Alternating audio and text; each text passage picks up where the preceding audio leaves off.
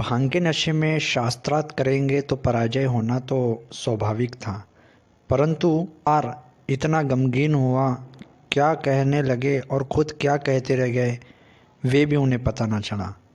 जब काशी शास्त्रार्थ वो हारे, तदनंतर फिर उन्होंने एक विज्ञापन छपवाया जिसमें पुराण शब्द का वो अर्थ बता रहे। देखिए यहाँ भी इनके पुराण शब्द का अर्थ का अनर्थ जो इन्होंने किया उसका भी विश्लेषण करती है। आइए सबसे पहले जानते हैं संपूर्ण जीवन चरित्र महर्षि दयानंद सरस्वती, पृष्ठ नंबर 280, जिल्द 1। और ये काशी शास्त्रार्थ के बारे में वीडियो बना चुका हूँ कि दयानंद सरस्वती किस तरीके से ये शास्त्रार्थ हरे थे। अगर उसका वीडियो आपने नहीं देखा हो तो डिस्क्रिप्शन बॉक्स में उसका लिंक मिल जाएगा, वहाँ से फॉलो करके वो देख सकते हैं।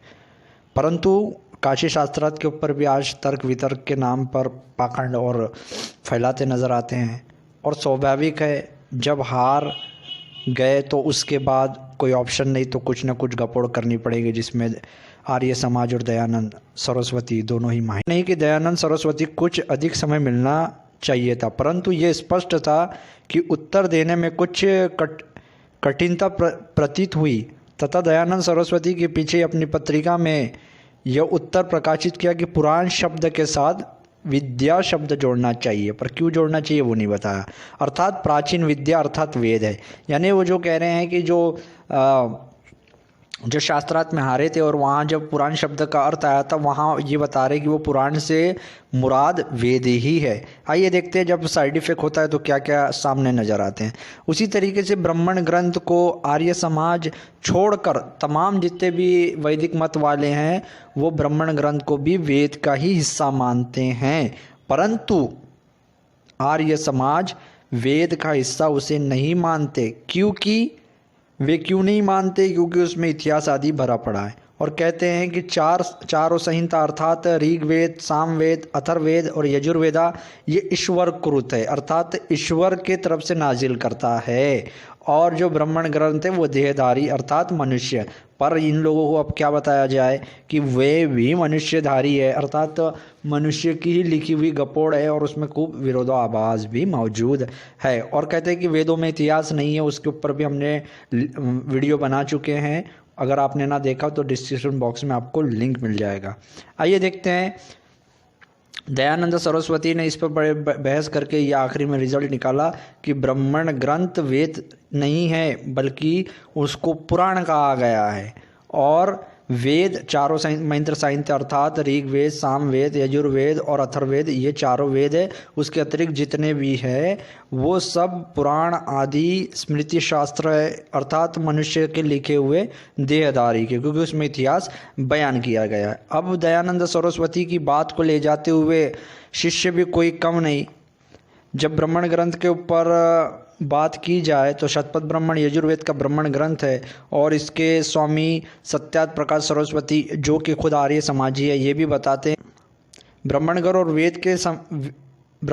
और वेद की रचना जो सृष्टि के आदि में उसमें कई हजारों साल का डिफरेंट है, वो बताते हुए बता रहे हैं कि जब मनुष्य आलसी हो गया, स्वार्थी हो गया और इस तरीके से हर चीज़ उसमें कोताही आने लगी तो उसका अर्थ जानने के लिए ऋषियों ने जो जो किया उसको ब्राह्मण ग्रंथ में लिखा गया, जो page number introduction page number 6 में उसकी व्याख्यान की गई। उसी तरीके से ये कहते हैं कि ब्राह्मण ग्रंथ ईश्वर कृत नहीं है, अर्थात ईश्वर का कहा हुआ नहीं है, चारों ही कहा गया। पर आइए देखते हैं उसकी हम पोल खोलते हैं। पहले देखते हैं ऋग अथर्ववेदा कांड नंबर 11 सूक्त 7 मंत्र नंबर 24 क्या कह रहा है। स्तुति विद्या अर्थात ऋग्वेद के मंत्र, सामवेद के मंत्र, यजुर्वेद के मंत्र और अथर्ववेद के मंत्र और पुराण आकाश में सूर्य में ठहरे हुए हैं। सब गति लोग शेष परमात्मा से उत्पन्न हुए, यानी अर्थात ऋग्वेद, सामवेद, यजुर्वेद और अथर्ववेद और पुराण भी उससे ही उत्पन्न, वैदिक ईश्वर से ही उत्पन्न हुए। और जो पुराण कहा गया है दयानंद सरस्वती कह रहे कि वो वेद ही है, पर चारों वेद के ऊपर नाम लिख दिया गया और उसके बाद जो ऑप्शन आ रहा है वो पुराण। और पुराण किसको कहा गया है वे भी देखेंगे, दयानंद सरस्वती खुद बताएंगे कि पुराण किसको कहा गया है। जैसे वेद में कहते कि इतिहास नहीं है, भाई वेदों में इतिहास तो भरा पड़ा हुआ है, परंतु इतिहास शब्द भी आज तुम्हें दिखाई देते हैं। आइए देखते हैं अथर्ववेद कांड नंबर 15 सूक्त 6 मंत्र नंबर 10 से 12 क्या कह रहा है? वह परमात्मा बड़ी दिशाओं की ओर विचरा और इतिहास यानी बड़े लोगों के जो लिखे हुए कारनामे हैं वो इतिहास और पुराण और गाथाएँ और इस तरीके से हर चीज़ करते हुए आ रहे हैं कि गाथाएँ आदि सब उससे ही उत्पन्न हुए और उसके लिए वो जानना चाहिए। और इसी मंत्र के ऊपर बहस करते हुए दयानंद सरस्वती ने भूमिका पेज नंबर 103 से 104 में इसके ऊपर बहस की है। और ये इतिहास पुराण और गाथा के ऊपर इसी मंत्र के ऊपर उल्लेख करते हुए वे सिद्ध करते हैं कि जो 18 पुराण है, महाभारत है, ये आदि जो इतिहास ग्रंथ है वे ये नहीं है, बल्कि पुराण इतिहास ग्रंथ क्या है वो खुद बताएंगे। और शतपथ ब्राह्मण का यहाँ पे रेफरेंस दिया है, जो कि रेफरेंस नहीं बल्कि उसे गपोड़ कहा जाएगा कि शतपथ ब्राह्मण का रेफरेंस देते हुए कि कांड 11 और अध्याय 1 भाई ब्राह्मण कहा गया, कंडिका कहा गई, उसके नीचे शतपथ कांड कुछ भी नहीं दिया, अध्याय 7।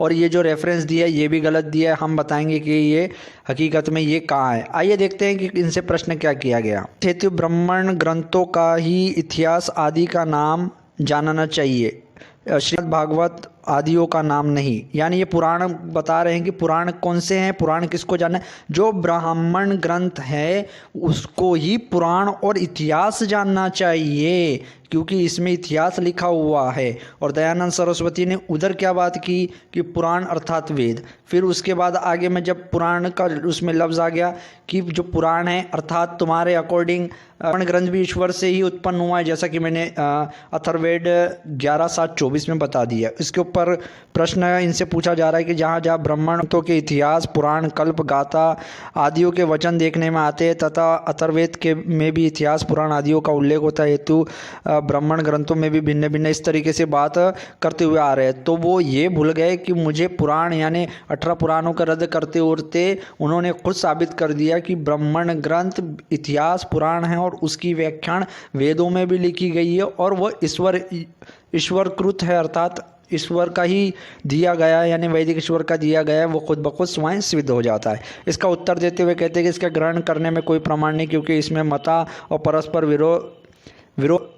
विरोध और लड़ाई आदियों का कथन है।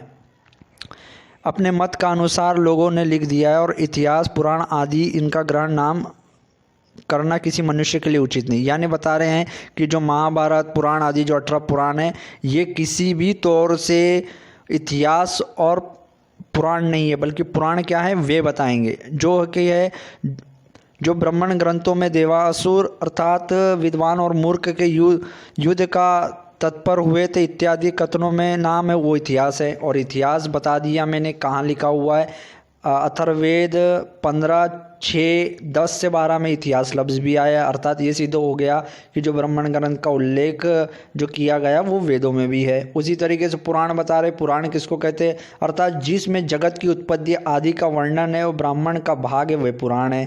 पुराण कौन से हैं?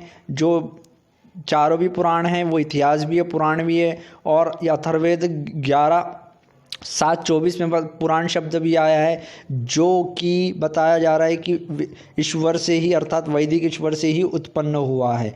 तो ये पांचों चीज़ वैदिक ईश्वर से ही उत्पन्न है और इससे ये भी सिद्ध हो गया कि ब्राह्मण ग्रंथ भी वेदों का हिस्सा है। ये दयानंद सरस्वती खुद बता रहे।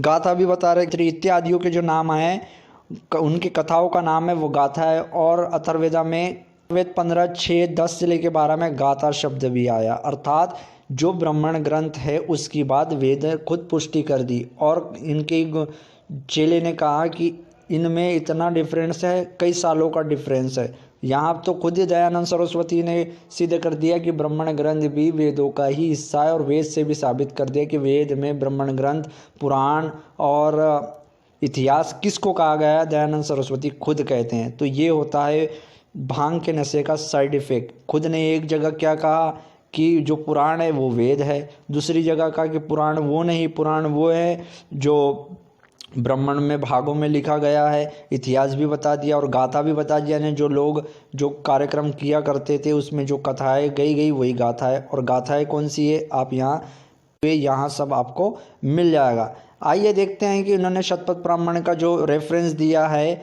वो तो पूरी तरीके से गपोड़ है। हम बताते हैं ये कहाँ पे लिखा गया है। शतपथ ब्राह्मण कांड 11 अध्याय 5 ब्राह्मण 6 और कंडिका 8 में लिखा गया है। ऊपर से ये पूरा किस्सा होते हुए आ रहा है कि अगर ऋग्वेद का जो स्वाध्याय करता है उसको रोजाना दूध की आहुति देनी पड़ती है, यजुर्वेद वाले को अलग, सामवेद वाले को अलग, अथर्ववेद वाले को अलग, और उसी में जिस मंत्र का ये अकॉर्डिंग किया गया है यानी 15, 6, 10 से 12 उसी के अकॉर्डिंग जो दयानंद सरस्वती ने जो रेफरेंस दिया जो कि पूर्णतः गलत है, और वो रेफरेंस भी एक अधूरा ही रेफरेंस दे दिया जाना इसका सिर है ना पाव है, बल्कि हमने आपको बता दिया कि वो कहाँ पे। इसके अनुसार यहाँ आता है कि अनुशासन विद्या, वकोवक्या, इतिहास, पुराण, गाथा इत्यादि इन सबको शहद से, देवताओं को शहद से आहुति देनी चाहिए। तो ये जो व्याख्यान है जो ये बात की गई है यह आप अथर्ववेदा में भी पा सकते हैं। तो ये था ब्राह्मण ग्रंथ भी वेदों का ही हिस्सा है, ईश्वर के द्वारा ही ये उत्पन्न हुए, हमने आपको एक्सप्लेनेशन कर दिया।